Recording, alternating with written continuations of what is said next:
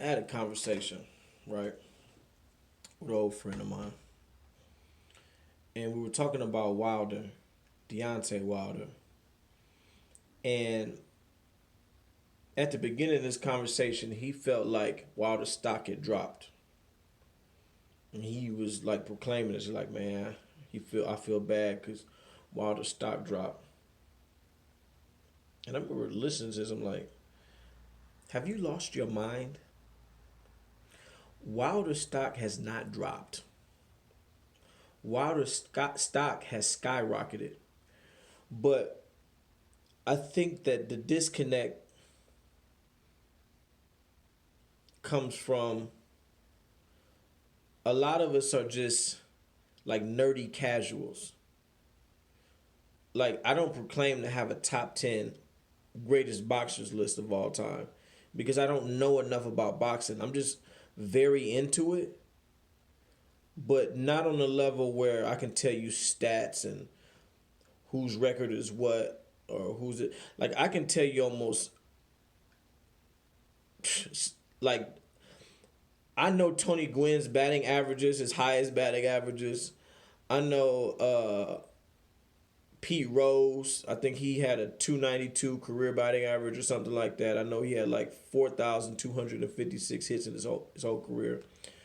I know that he, much like Shoeless Joe Jackson, are banned from the Hall of Fame. I know Mark Grace, or no, it wasn't Mark Grace, excuse me. Ryan Sandberg, I know that he hit 314 during his MVP campaign. I know that Andre Dawson his highest single total was 47 home runs in a year. I know that Mark McGwire had the record for most home runs by a rookie, which was 49. I also know that he made it to 70. I also know that I believe it was another time he made it to 66. Barry Bonds, I think that he either hit a career total of 302 or 298. I know that he had one year he hit 373. I think the year that he hit, it was like 373, 49 home runs, something like that. I know the most he ever hit in a year was 73 home runs. Um, I was really into baseball when I was young. Now I haven't been into it in a couple of decades now. Life happens when you get older, and I turn 40 next year, so I don't really. I want to get back into it, but let me not get off topic. I said that to say this. I didn't take boxing the same way as I took baseball. Baseball was my first love. Basketball. I was more serious with basketball as far as taking stats. But not boxing. So my level of knowledge on boxing is higher than the average person, but it's not high enough to really have a long drawn out conversation with a boxing historian. I'm really going to be at their mercy to just listen, right? But when I hear so when I'm talking to a casual, I kind of have to be patient with them and tell them what I know. I can't tell them everything, but I got to tell them what I know, but with patience because I know that they're not looking at the day to day. They don't go and look at the comment section. See, I pay a lot of attention to the comment section because that's telling you what people are thinking right now, right? And what people are thinking right now, and this is what I was telling him, is that Deontay Wilder is courageous. Deontay Wilder showed a lot of heart. And it goes back to historically because boxing is the most racialized sport, right? It's very tribal. So a lot of people align themselves with their race, which is why you go into these bars. When I was in the bar and Deontay Wilder was fighting, most of the bar was rooting for Tyson Fury in America to the point it infuriated me. And I started like in the fourth round, I started screaming USA, and I'm going throughout the bar. My mom is going crazy, like what in the hell? You know what I'm saying? She's laughing and shit after the fact, but she thought I was about to fight. I felt like fighting, I really did, because I'm like, I just don't understand this. But I mean, I do understand it, but I don't like it. So I'm screaming USA, USA. These motherfuckers is booing Wilder. You know what they look like. So anyway, the tricky thing about this is historically we've been inundated in boxing with propaganda that blacks have this yellow streak in them, that they don't have a lot of heart, so they run. So they put off great defense as, oh, he's a runner, right? So when you see somebody show great courage that's black, it fucks with your mind because it doesn't go with this stereotypical narrative that's always been painted, the false narrative that's always been painted. 2, Tyson Fury represents the white guy, the white boy that beat up the big black boogeyman, right? Fair. Well, it's tricky because these people who despise Wilder, who still do, they're just hiding it right now. They despised him so much that he hadn't fought anybody. They really can't say that right now because their white savior, who they're not really going to support now, beat Wilder, the big black boogeyman, the most devastating power puncher of all time, the one that they said wasn't. Now they're saying that he is, because for them to diminish or discredit him by just by nature discredits Tyson Fury, because Tyson Fury has only fought 2 people. He's only fought 2 people in his whole career, Vladimir Klitschko and Deontay Wilder, right? I'm pretty sure we all know that Deontay Wilder was cheated in the second fight. I give him the fair play on the third fight. He lost fair and square. He got hit behind the ear, equilibrium gone. He never could regain. And he fought valiantly. So now they have to say that he fought valiantly because it gives credit to Fury. So in a weird way, it's made his stock rise. And so what they were trying to be slippery and slick and do is give him credit, but take it right back by saying, oh man, much respect to him, but then I lost respect because he didn't congratulate Tyson Fury.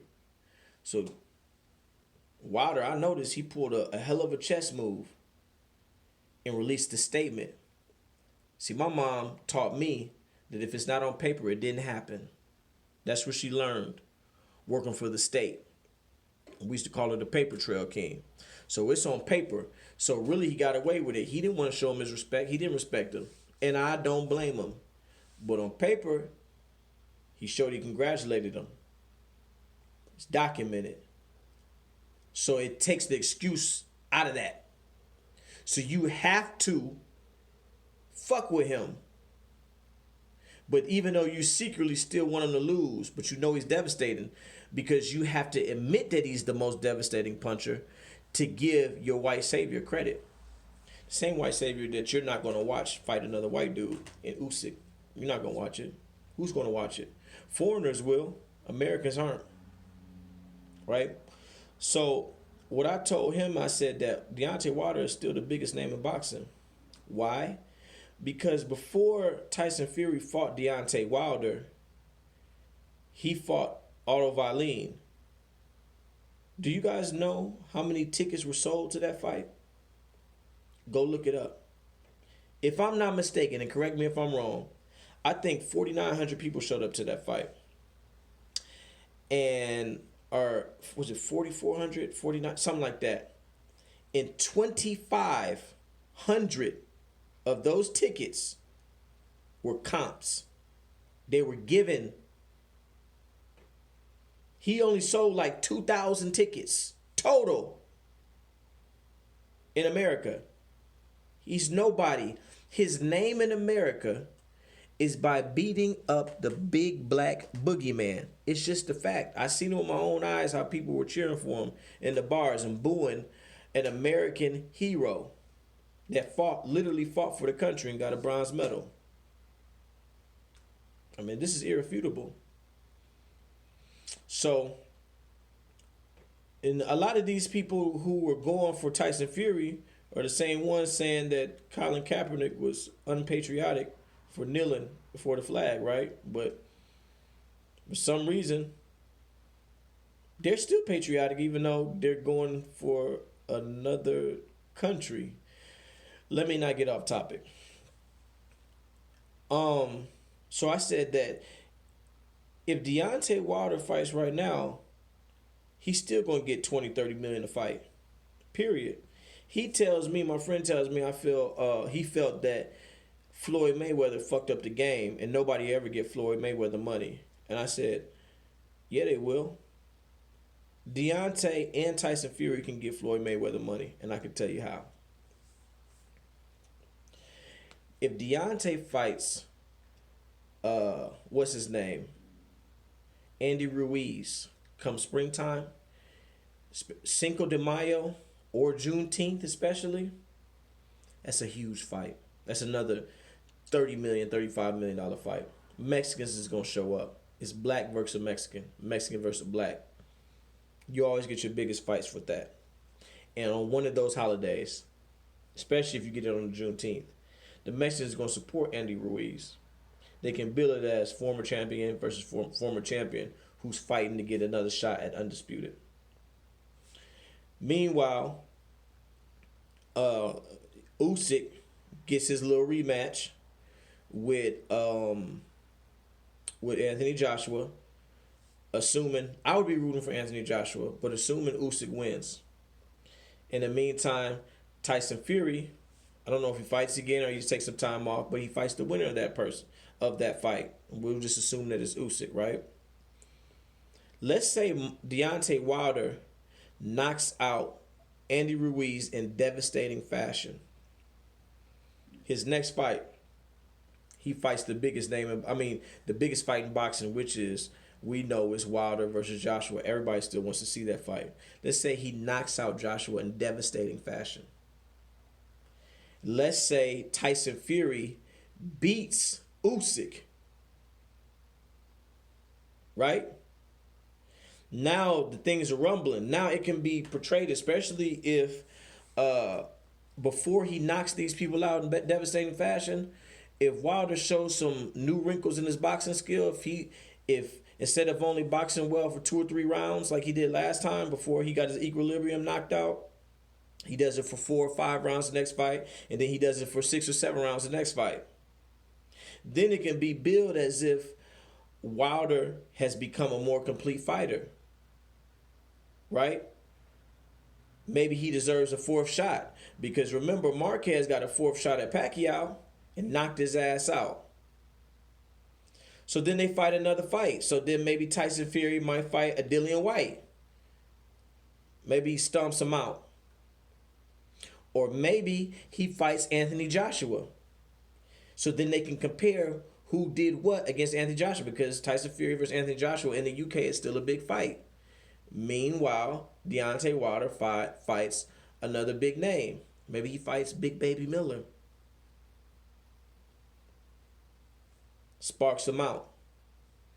You talking about 3 fights later for both of them. By 2023, that's another buzz. They already had a classic trilogy. If Deontay Wilder has 3 monumental knockouts in a row, if Tyson Fury gets undisputed and gets Anthony Joshua under his belt as well, that's a $100 million fight between him and Deontay Wilder again. Because it can be remade. It can be resaid. Yeah, especially if they have it like on Juneteenth. Especially if they have it on Juneteenth and play the racial component. That's a $100 million fight. Tell me I'm wrong. And when I told the guy that, he couldn't really disagree. But he still felt like Floyd Mayweather had fucked up the game. Like, no, these new niggas, they done fucked up the game because they want to be Floyd Mayweather instead of themselves. They didn't see the blueprint that Floyd laid down. And I'm not a big Floyd Mayweather fan anymore. I used to be a huge fan, but, you get the shucking and driving and stuff. I don't fuck with him like that. There's a little jealous self. But the fact of the matter is he fought notable names. He had heavy competition. And then he parlayed that into fighting who he wanted to fight at the end of his career and demanding a bigger payday each each fight. Yeah, of course he was supposed to beat Canelo because Canelo was so young, but the way that he was able to push the narrative is as if Canelo was a threat. A perfect racial component because Canelo is not only Mexican, he's a white Hispanic. Perfect. Brilliant. But because he laid the groundwork with fighting the biggest fights, the toughest fights, he beat Oscar De La Hoya. He beat Diego Corrales, right? He beat, what's his name? Zab Judah. He beat Ricky Hatton, knocked him out, like he says, stepping back when he was undefeated. He beat Pacquiao, demolished him. He beat Pacquiao so bad he exposed Skip Bayless as a hater. Because Skip Bayless is literally the only man on earth that believes that Pacquiao beat Floyd Mayweather. He doesn't believe that, but he just said it revealed him. Only Floyd was able to reveal him as a troll. It's just a fact. So, but he was able to parlay, even though he kind of beat Pacquiao 5 years late, or Pacquiao lost to him 5 years late, go both ways. He laid the foundation by fighting the top guys first. So then he was able to parlay that popularity, become a villain, and then fight who he wanted to with superior marketing. These guys want to jump straight into the Mayweather lane, and they so caught up in the undefeated. Well, they're still making, and I think it was 7-8 Sports. I want to say it was 7-8 Sports. That said, or it might have been Black Fight Fan, or both. Maybe it was a combination of both. These fighters are still making what the fighters in the 70s and 80s were making. I think that, correct me if I'm wrong, I think Muhammad Ali was making $5-10 million a fight. I'm not trying to get in these men's pockets, but I'm just saying to get to the Floyd level, these guys want to jump straight into it. They want to have like 1-2 tough fights. And I tell my homeboy, I'm like, listen, the people that's going to do it is the Wilders of this world. I hate to keep beating a dead horse. Wilder's giving you the blueprint how to get to the money. He's fighting the toughest fights. By you guys' own admission, Deontay Wilder fought the toughest heavyweight of this era 3 times. That's a fact. You can't take it away. You can't have it both ways. That's what he done. He did it. He fought Luis Ortiz. Oh.